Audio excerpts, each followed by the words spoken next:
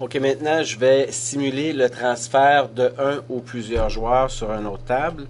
Donc, on prend l'exemple ici de la table 1. Il y aurait un joueur qui voudrait transférer sur la table 15. Donc, on peut sélectionner le joueur, faire Transfer Select pour un joueur à la fois.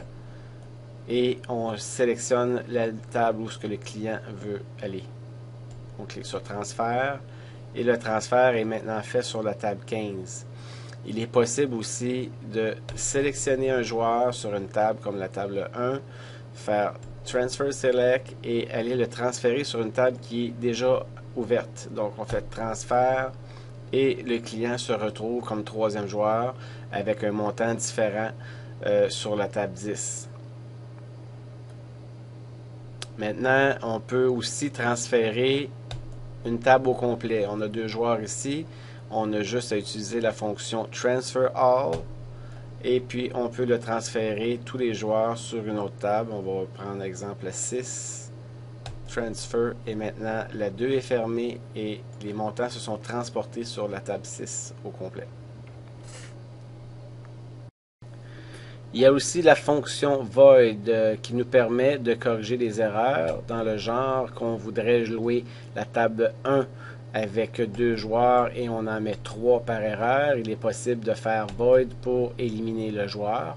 Ou si on s'est trompé de numéro de table, on voulait jouer la 2 et non la 1, on peut enlever les joueurs complètement et recommencer la procédure dans la nouvelle table.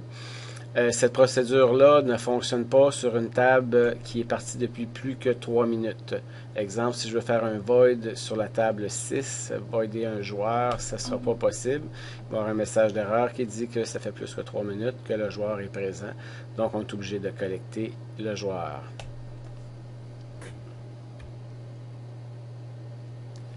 Donc, liste d'attente, on clique sur Waiting.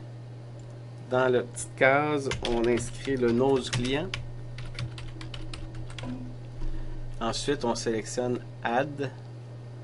On inscrit maintenant le numéro de cellulaire sans espace et sans tiret.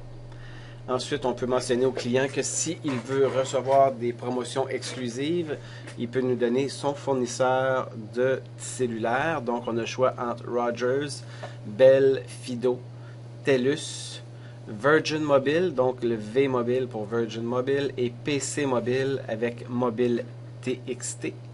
Donc, on sélectionne le fournisseur, on clique sur OK. Le client se retrouve sur la liste d'attente.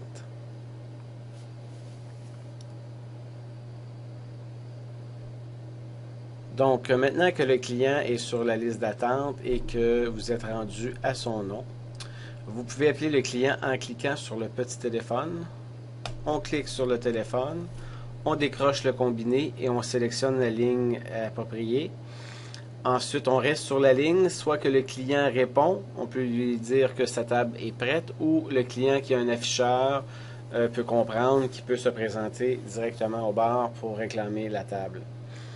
Donc, à partir du moment que le client arrive au comptoir, vous pouvez sélectionner le nom dans la liste d'attente.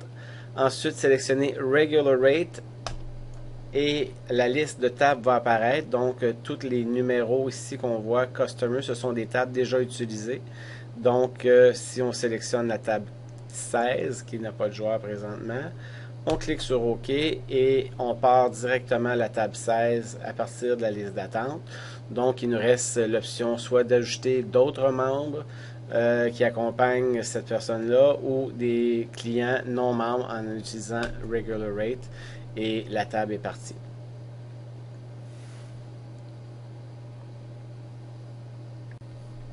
Dans le cas où un membre voudrait se mettre sur la liste d'attente, on n'a qu'à cliquer sur Customer. Donc, on peut faire la recherche du membre soit avec le code barre ou en inscrivant le nom. Donc, à partir du moment qu'on aperçoit le nom, on clique dessus et on fait Waiting. Étant donné que le client qui est membre a déjà rempli tous les champs au niveau cellulaire, etc., tous les données sont déjà entrées. Il ne reste qu'à cliquer sur OK et le client se retrouve sur la liste d'attente.